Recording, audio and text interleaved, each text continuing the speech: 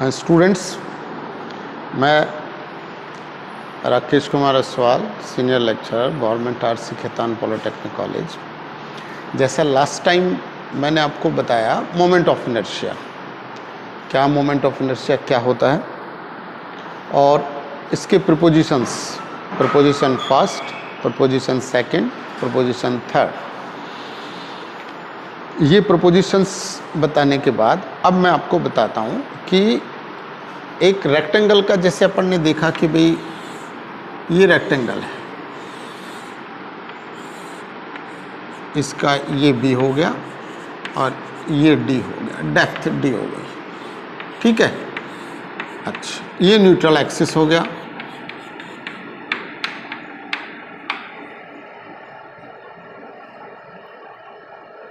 तो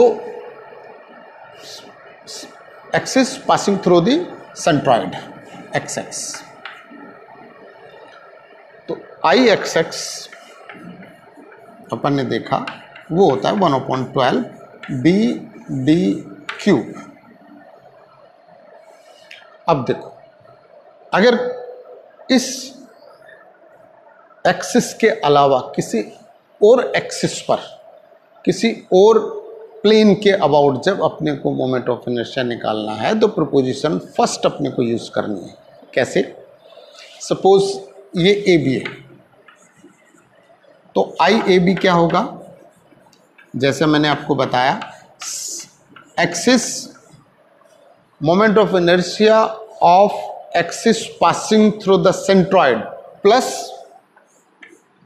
area of section A into product of area of section and distance between these x axis and plane about which you want to calculate the moment of inertia. That means ये distance AB, इसके about calculate करना चाह रहे हैं अपन, तो centroid से पास होने वाले एक्सिस से इसकी distance, that is h square, अभी ये होती है h, ये डिस्टेंस। अब इसकी वैल्यू रख लेते हैं अपन, तो आई एक्स एक्स तो क्या है?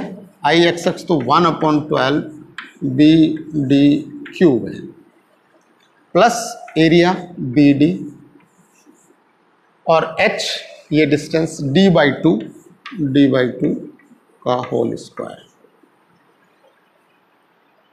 वैल्यू क्या आई जी?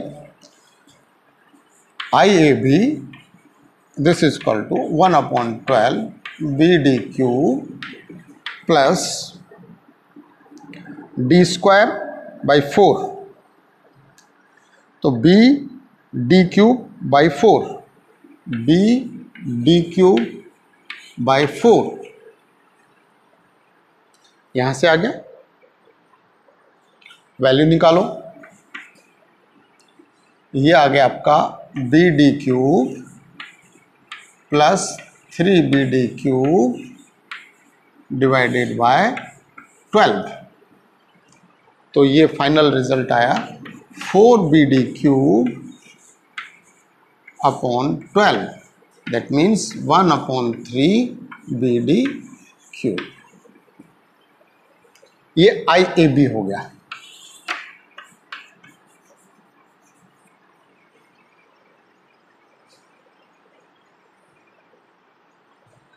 B D cube by 4 d/2 ये डिस्टेंस, एलसीएम ले लिया 12, फाइनल वैल्यू आई B D cube 3 B D cube 4 B D cube 12 1/3 B D cube. तो आई ए बी की वैल्यू प्रीपोजिशन फर्स्ट के हिसाब से ये निकल के आई 1/3 बी डी क्यूब। अब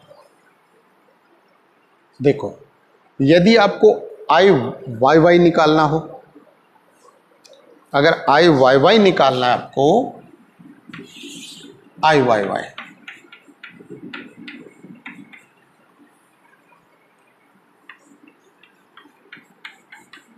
ये वाई ये वाई, आई वाई वाई निकालना है, तो अब देखो जो बी होता है, बी, ये बी वो होती है जो एक्सिस के पैरेलल होती है, ये वो बी है। जैसे एक्स एक्स निकाला अपन ने, तो एक्सिस के पैरेलल ये बी है, तो बी डी क्यूब, डेप्थ का क्यूब।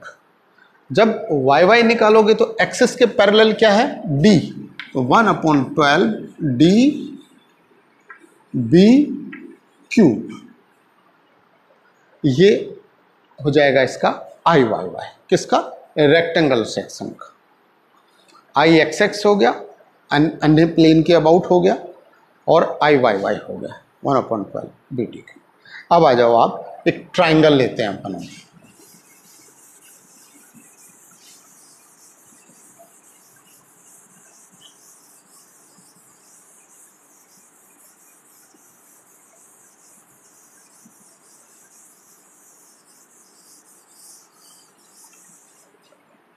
ये लिया हमने एक ट्राइंगल,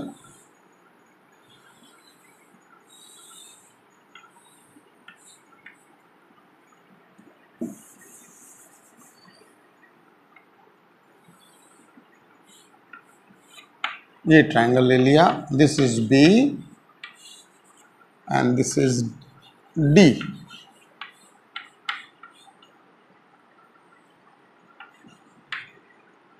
ए बी और सी, ये एक्सिस हो गया आपका एक्स एक्स। इसका जो आई ए बी होता है, ये होता है 1/12 बी डी क्यूब। ये हमें नॉन है, डेरिवेशन भी कर सकते हैं लेकिन आवश्यकता नहीं है उसकी। ये हमें पता है कि I A B is 1/12 B D cube. अब आपको निकालना क्या है, आई एक्स एक्स। तो आई एक्स एक्स कैसे निकलेगा, I A B this is equal to I x x plus A H square. तो आई एक्स एक्स निकालना है आपको, आई एक्स एक्स आ गया I A b minus a H square.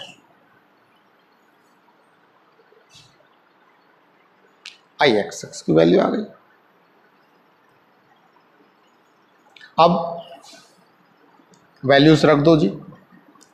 I x x की value हो गई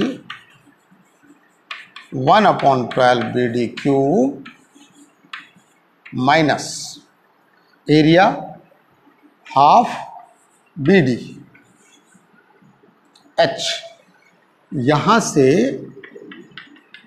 ये डिस्टेंस एक्स एक्सिस जो सेंट्रोइड से पास हो रहा है उससे ए बी की डिस्टेंस, आई ए बी निकाल रहे हैं, तो इससे इसकी डिस्टेंस ये कितनी होगी, ये होगी H D by 3।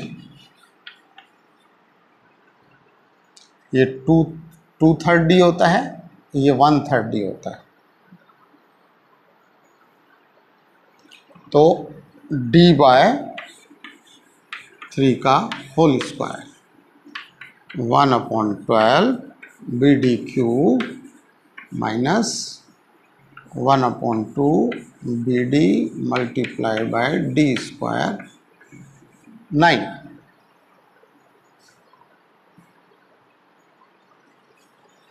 Final value आई 1/12 B D cube minus 1/18 B D cube.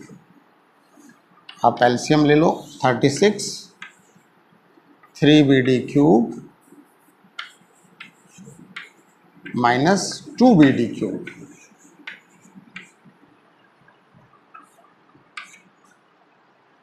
तो फाइनल वैल्यू क्या आई आपकी आई एक्स एक्स की, ट्राइंगल में आई 1/36 B D cube. This is I x X.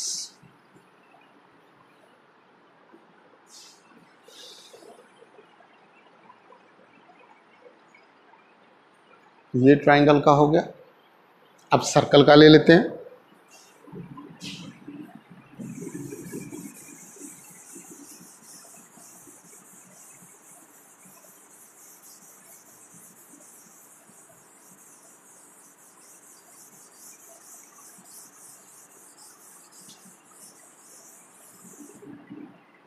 ये सर्कल,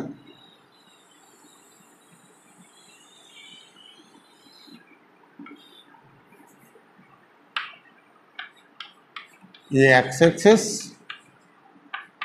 ये वाई एक्सिस,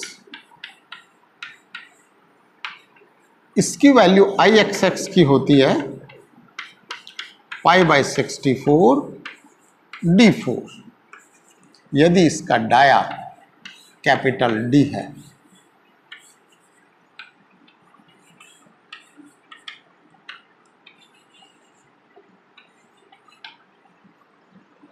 π/64 d4 इसका जेड एक्सिस, अच्छा इसका आई एक्स एक्स है वो ही आई वाई वाई होगा, क्योंकि अगर आप इसके अबाउट लोगे तो भी वही बात है। तो I x x is equal to I y y, कोई फर्क नहीं होगा। फर्क कहाँ आएगा? फर्क आएगा z axis, preposition second, I Z z this is equal to I x x plus I y y, and Ixx this is equal to Iyy, so Izz this is equal to 2Ixx.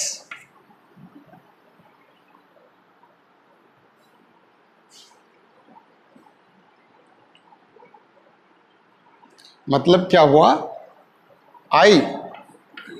Ixx अगर निकालें तो, या I Z Z की value निकालो, I Z Z की value हो गई 2 into π/64 d4 और ये आई π/32 d4, ये I Z Z, proposition second जो मैंने आपको बताया था कि X axis and Y axis का क्रॉस सेक्शन पॉइंट और perpendicular to the plane axis that is Z axis, Z Z axis, वो दोनों आई एक्स एक्स और आई वाई वाई के सम के बराबर होता है। तो चूंकि सर्कल में ये दोनों बराबर हैं, इनकी वैल्यू सेम है, इसलिए 2 Ixx हो जाएगा और आई जेड जेड हो गया π/32 d4। ये मोमेंट ऑफ इनर्शिया हो गए इनके अलग अलग एक एक सेक्शन के। अब प्रॉब्लम कहाँ आती है? प्रॉब्लम अपने को यहाँ आती है जब ये सेक्शंस जुड़ के एक कंपोजिट सेक्शन बना देते हैं।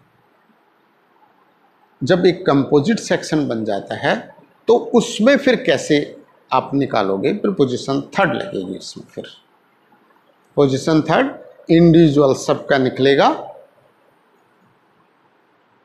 उस कंपोजिट सेक्शन के सेंट्रोइड से पास होने वाले एक्सिस के रेस्पेक्ट में इंडिविजुअल अलग अलग सेक्शंस का आई निकल के सम हो जाएगा, जुड़ जाएगा, और वो फाइनल फिर इसका आई एक्स एक्स होगा और आई वाई होगा किसका? कंपोजिट सेक्शन का। जो भी जिसमें ट्रायंगल भी आ जाए, सर्कल भी आ जाए, रेक्टेंगल भी आ जाए, कैसी भी शेप आ जाए, वो जुड़ के उसमें फाइनल हम आई एक्स एक्स और आई वाई वाई निकाल लेते हैं। ये एक एग्जांपल कंपोजिट सेक्शन का लेंगे अपन।